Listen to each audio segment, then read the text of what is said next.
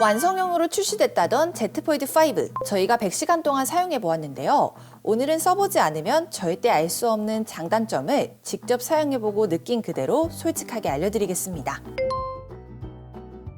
가장 마음에 들었던 건 바로 멀티태스킹인데요. 두 손 터치와 태스크바 활용이 편리해졌습니다. 웹서핑을 할 때 옷이나 신발을 캡처해둘 필요 없이 사진을 꾹 누른 상태에서 메신저를 켜고 드래그만 해주면 이미지 공유가 가능합니다. 하지만 태스크바의 최근 사용 어플이 2개에서 4개까지 늘어난 건 오히려 불편했는데요. 내가 사용했던 어플이 그대로 노출되는 것이 싫어서 그냥 끄게 되더라고요. 게다가 아직까지 폴드뷰의 최적화는 개선되지 않았습니다. 한 화면에 많은 정보를 담는 것이 아니라 단순히 돋보기처럼 크게 나오기 때문에 스크롤을 진짜 많이 해야 했어요. 또 평소 디스플레이를 펼치고 타자 치는 것에 익숙해져서 가로 길이가 짧은 커버 디스플레이를 사용할 때는 오타가 자주 발생했습니다.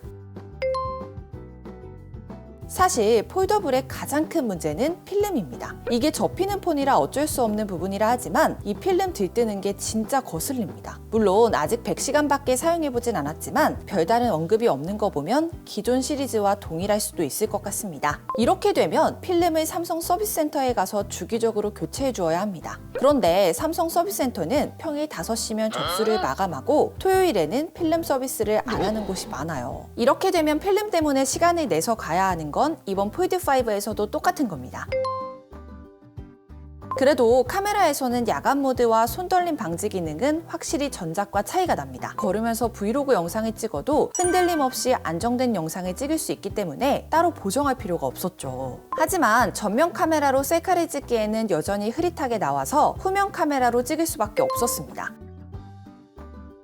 그리고 폴드는 화면이 크다 보니 배터리를 많이 쓸 수밖에 없죠. 100시간 동안 사용해보면서 딱 3번 충전이 필요했습니다. 9시에서 완충인 상태로 출근해서 퇴근하고 돌아와도 30-40% 정도 유지하더라고요. 하지만 고사양 게임은 2시간 정도 해보니 금방 뜨거워졌는데요. 추후에 GOS 배터리 테스트도 준비 중이니까요. 조금만 기다려주세요.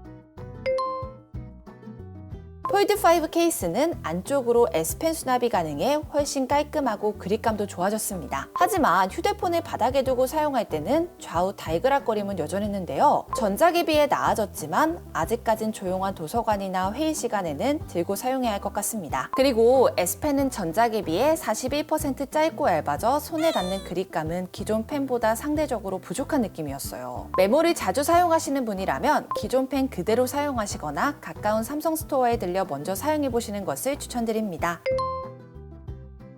그리고 여전히 불편했던 점은 무게예요. 전작보다 가벼워졌지만 아직도 무거운 건 사실입니다. 주머니에 넣기에는 무겁고 손에 들고 다니기에도 부담스러웠죠. 또 대중교통에서는 커버 디스플레이를 주로 사용하는데 휴대폰을 받치고 있는 이 새끼손가락이 너무 아팠습니다. 자, 오늘은 갤럭시 Z 폴드 5를 100시간 동안 직접 사용해보고 리뷰해보았는데요. 제가 리뷰하지 못한 부분이 있다면 댓글로 공유해주세요. 오늘 준비한 영상은 여기까지고요. 혹시 약정 끝난 인터넷이나 정수기 사용하고 계신가요? 가만히 놔두면 한 푼도 못 받는 지원금 77만원.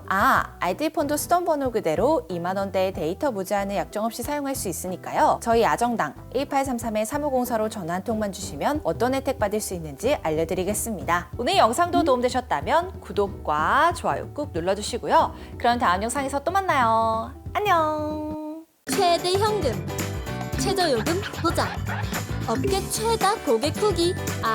정당하게 받자. 아정당.